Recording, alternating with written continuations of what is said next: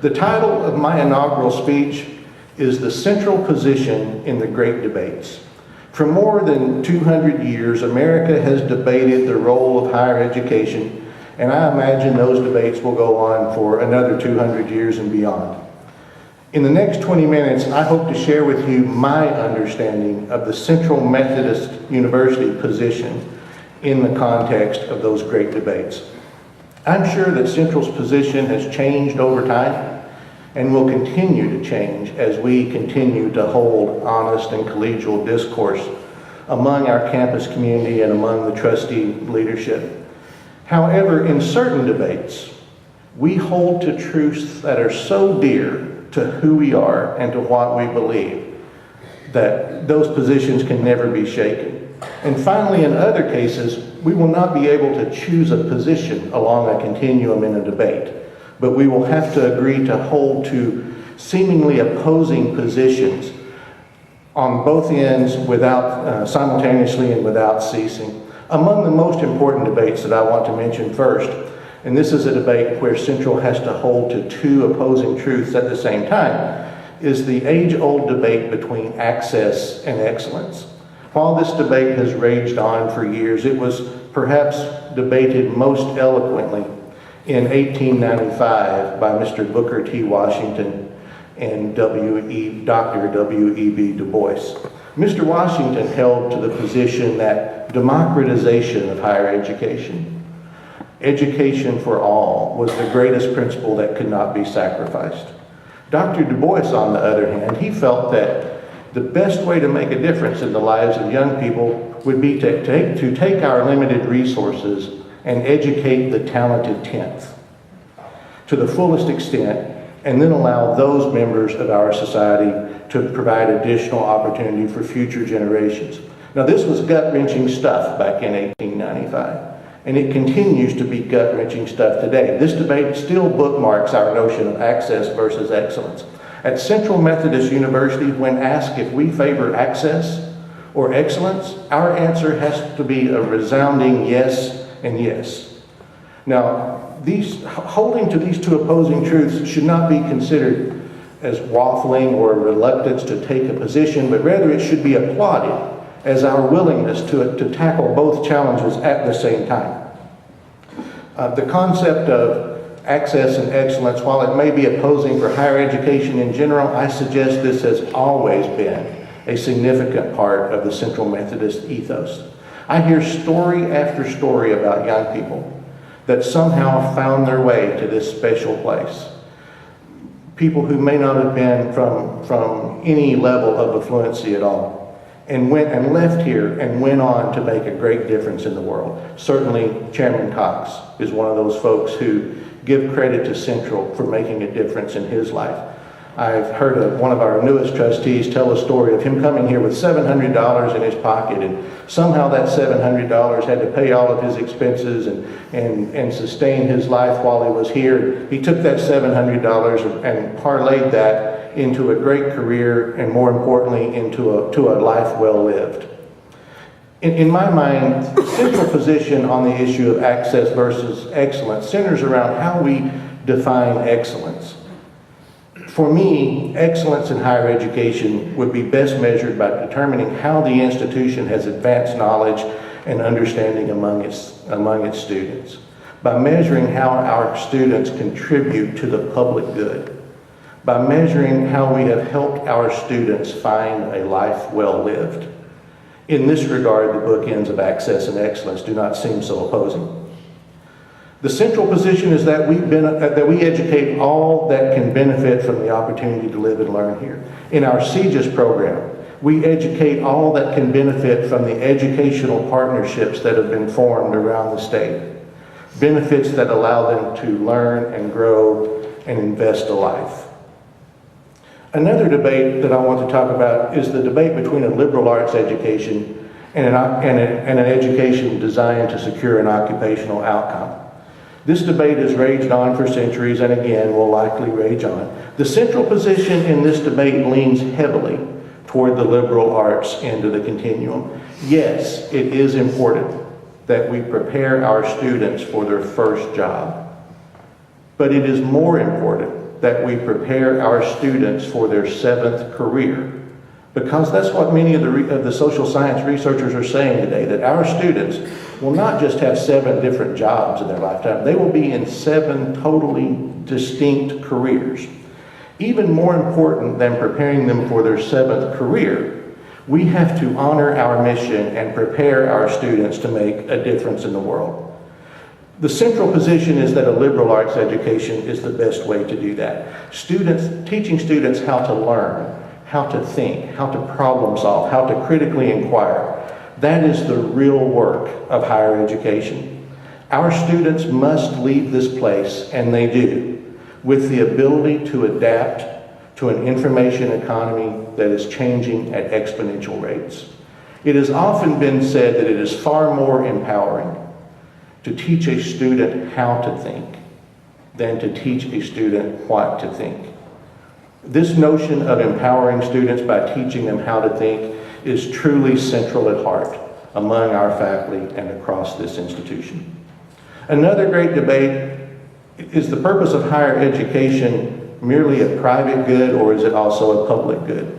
The central position holds that education is more than what one can just calculate by finding the net present value of the future earnings potential of the CMU graduate. Of course, that's important too. But at Central, we believe that higher education is also a public good, a societal good, producing better citizens, informed voters, graduates willing to put service above self, graduates willing and prepared to make a difference in the world. The role of education continues to be debated across the country. Should higher education be primarily a function of secular institutions, or is there a place for faith-based education? The central position is that we are unequivocally, unashamedly Methodist. We are honored to have with us today Dr. Gerald Lord from the General Board of Higher Education Ministry and Reverend Cody Collier from the Missouri Conference. In 1996, the University Senate of the United Methodist Church affirmed the marks of a United Methodist-related institution. Among those marks, a church-related institution respects and honors religious practice for those who choose to participate. A church-related institution willingly allows faculty and students to explore the intellectual dimensions of Christian faith in all academic disciplines and co-curricular activities. A church-related institution recognizes the social principles of the United Methodist Church and seeks to create a community of scholarship and learning which facilitates social justice. At Central, we believe that the openness, the tolerance, and grace of the Wesleyan tradition provide the ideal environment for students to learn and grow. For Central, we know that the college-age years are often the time when young people wrestle with the really difficult questions.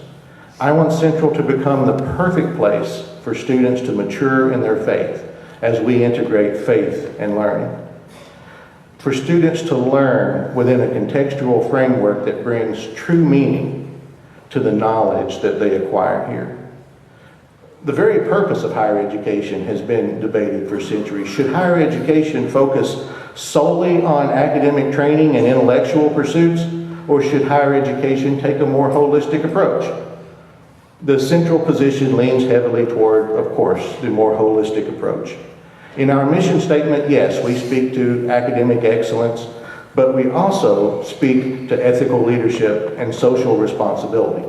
The central position is that sports, clubs and organizations, Greek life, faith-based opportunities, and especially opportunities for service learning and civic engagement provide the arena within which students can take knowledge they learn in the classroom and convert that knowledge to wisdom. Our co-curricular activities are themselves laboratories of learning, where students can begin to apply their newfound knowledge and begin learning how to take that knowledge and make a difference. While I understand that it takes all of us, trustees, administrators, coaches, staff, while I understand that it takes all of us, it is fitting that I give special thanks to our caring and talented faculty. I firmly believe that an institution may rise up to the level of its faculty, but it cannot go beyond it. Let me say that again. I firmly believe that an institution may rise up to the level of its faculty, but it cannot go beyond it. At Central Methodist, we find great comfort in that thought. Faculty, your students rank you among the very best in the nation in the way in which you engage and interact with them. The Central Methodist staff and administration wants to do all that it can to support you in your efforts to prepare students. And finally, you should know that your president recognizes and appreciates all that you do for our students, our mission, and our university. Faculty, would you please stand and let us applaud you for the great things that you are doing at Central Methodist University.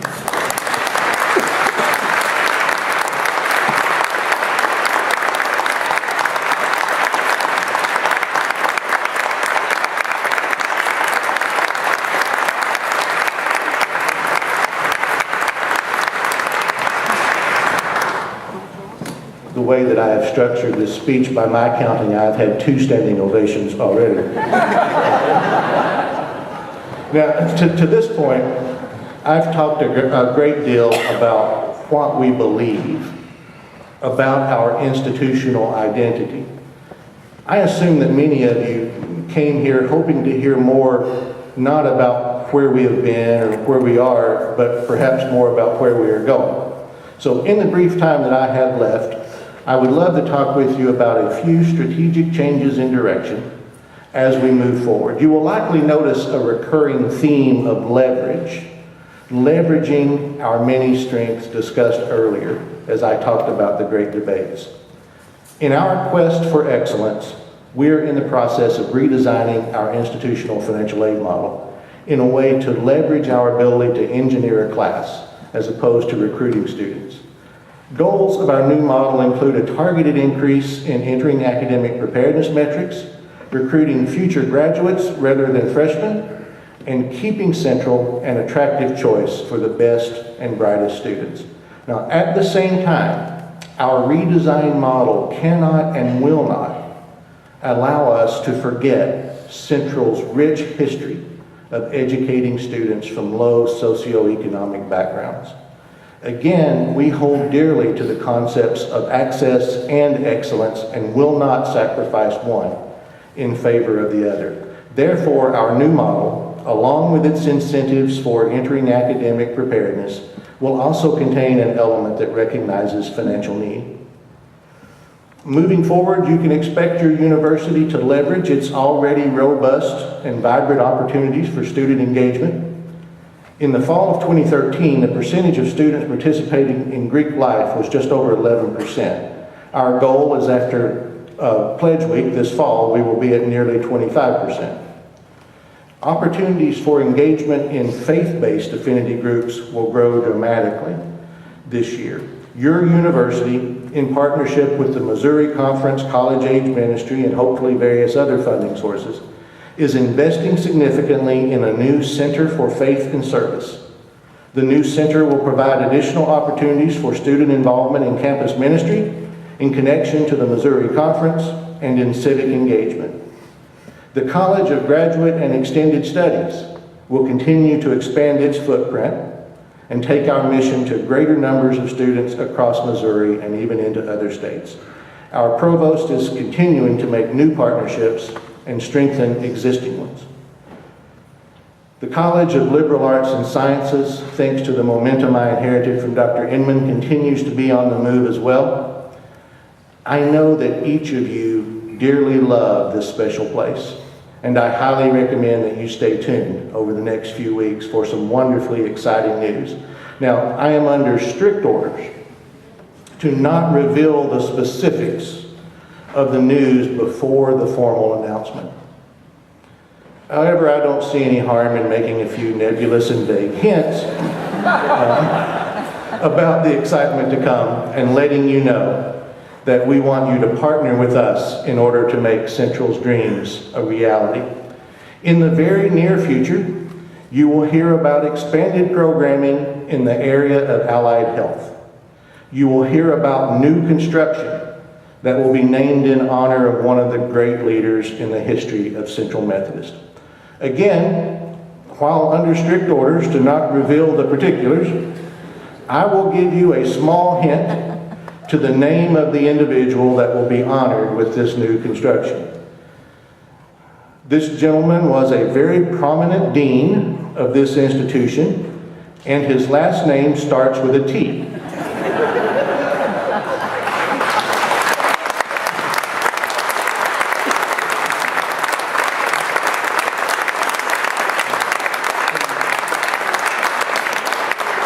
If you can figure it out simply by me saying Dean T, then perhaps I've given away too much.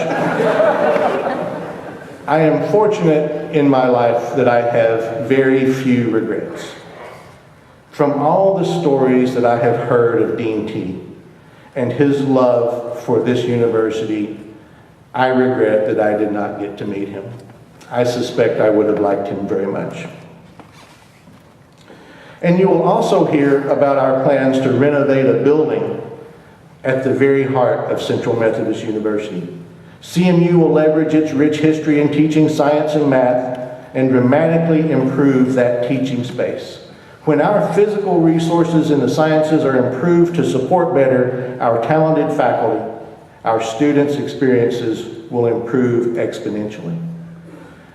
As I think about the future of Central Methodist University, I'm reminded of a quote from Paul J. Meyer.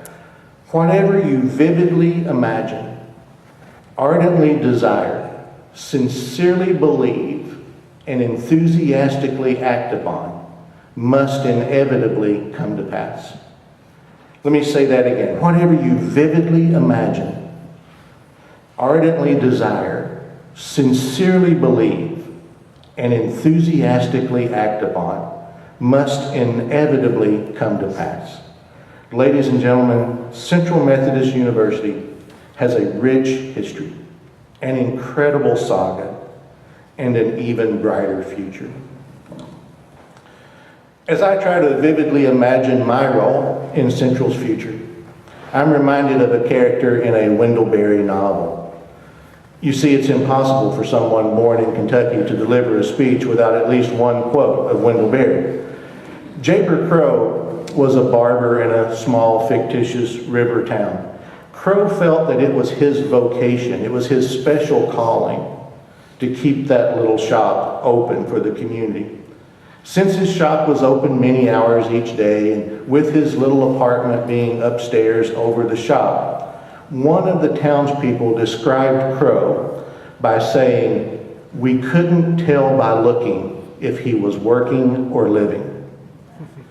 When my time comes to leave this special place, I hope that my commitment and dedication to this university will be sufficient for at least one person to say, "We couldn't tell by looking if he was working or living." About a year ago, I borrowed a phrase from President Inman in my acceptance speech, and I made a commitment to the Central Methodist University community that I would love this institution with every fiber in my being. 1 year ago, I had no idea how easy that promise would be to keep. Thank you for being here today and sharing in this event. May God bless you. May God continue to bless Central Methodist University.